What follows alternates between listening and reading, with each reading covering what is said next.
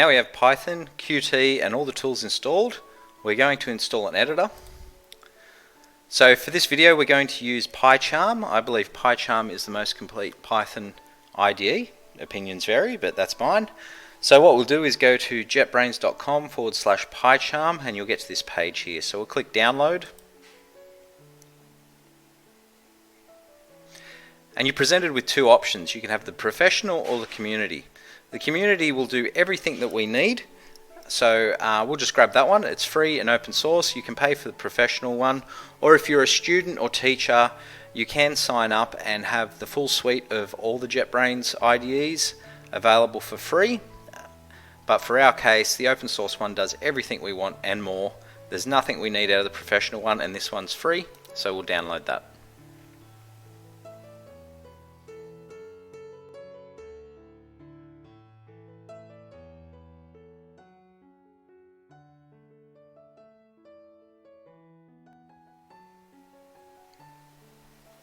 Now that it's downloaded, we'll run the installer.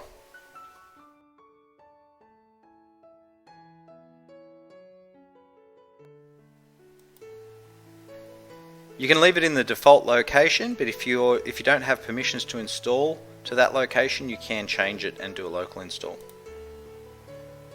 You may choose to select one of these options. I'll just leave it blank for now.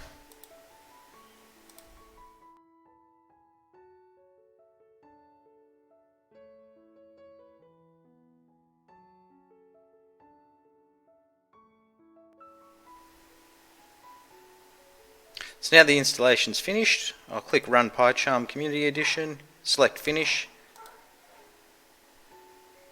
And as we're launching here, we'll just see that we've got the license agreement here. We'll select Confirm and Continue.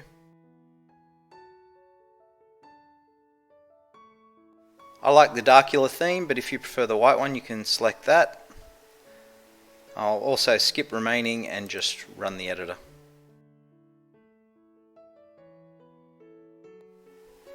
Okay, this is PyCharm running now. We can open a project here, we can create a new project, but before we go any further, I just want to check that it has found Python and the interpreter is all set up. So if we go down to the bottom here and click on Configure and select Settings,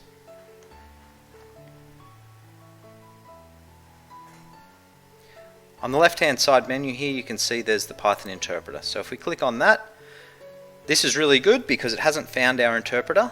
So this might happen sometimes, and so I can show you how to do that. First thing we'll do is click on this arrow here just to make sure it's not shown up in there.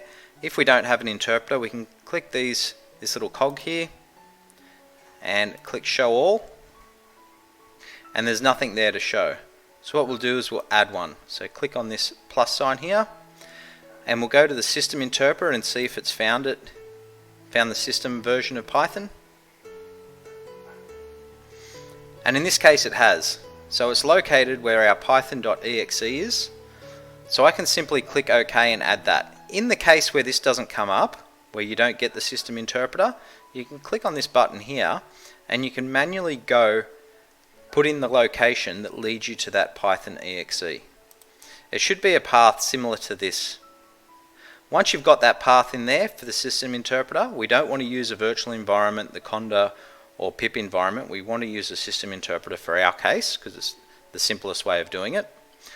We'll simply click OK. That should then become an option. We click OK again. And now you can see our project interpreter has been set to that system interpreter. You can also see that we have the libraries PyQt5, we have pip and PyQt5 tools. So we can see now we've got the Python interpreter set up, and we have all the appropriate tools also there. So if I click OK, at this point we have the IDE installed, we have our interpreter, all the PyQt tools set up, and we're ready to go.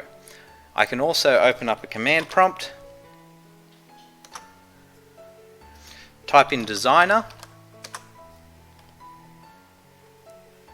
and we also have our GUI builder. So now we have both our GUI builder and our IDE on our system all set up with Python and PyQt5. At this stage we have everything we need and we're good to start developing desktop applications.